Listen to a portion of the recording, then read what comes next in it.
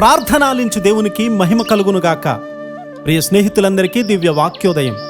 ఈనాటి పాఠ్యభాగము 2 రాజులు 22:11. రాజు ధర్మశాస్త్రము గల ఆ గ్రంథపు మాటలు వినినప్పుడు తన బట్టలు చింపుకొనెను.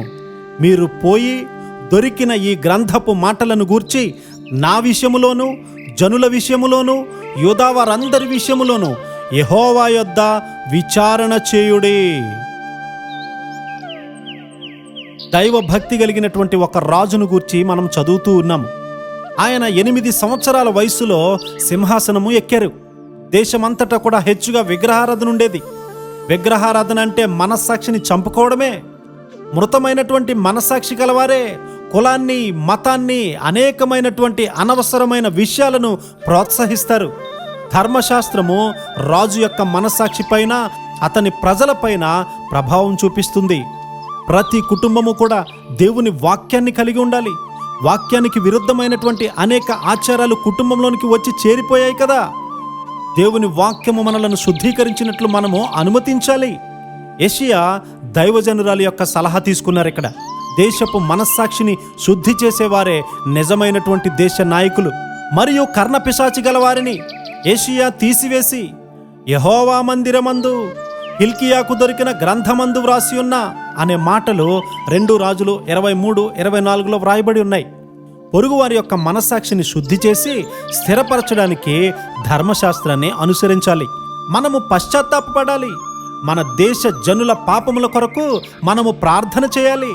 లేకపోతే వారి పాపపు ప్రభావము మన మీదనే పడుతుంది కదా. దాని నుండి మనము తప్పించుకోలేము. మన మనస్సాక్షి చైతన్యవంతం కావలసి ఉంది. 2 రాజులు 23-26 మనం చదివితే, అయినను మనష్షే యెహోవాకు పుట్టించిన కోపమును బట్టి ఆయన కోపాగ్ని ఇంకను చల్లారకుండా యూదా మీద మండుచూనే ఉండెను అనే మాట ఇక్కడ మనం చదువుతూ ఉన్నాం. ఇక్కడ మరో సత్యం ఉంది. మనష్షే గారు ఎంతో పాపం చేసినందువల్ల దేశపు వారి మీదనే పాపపు ప్రభావం ఉంది. లేవికాండము 26:40-41 మనం చదివితే, వారు నాకు విరోధముగా చేసిన తిరుగుబాటును, తమ దోషమును, తమ తండ్రుల దోషమును ఒప్పుకొని, తాము నాకు విరోధముగా నడిచితిమని ఒప్పుకొని, తాము చేసిన దోషమునకు ప్రతిదండను అనుభవించితిమని ఒప్పుకొనిన ఎడల అనే మాట మనం ఇక్కడ గ్రహిస్తూ ఉన్నాం. మనం మన తండ్రుల దోషము మన మీద ఉన్నదని గ్రహించి ఎల్లప్పుడూ కూడా పశ్చాత్తాపపడాలి. నాయకులు చేసినటువంటి పాపాన్ని కప్పిపుచ్చుకొని పైకి నటిస్తూ ఉన్నవారు అనేక మంది కనబడుతూ ఉన్నారు. వారి యొక్క పాపపు ప్రభావము సంఘముపై ఉంటుంది.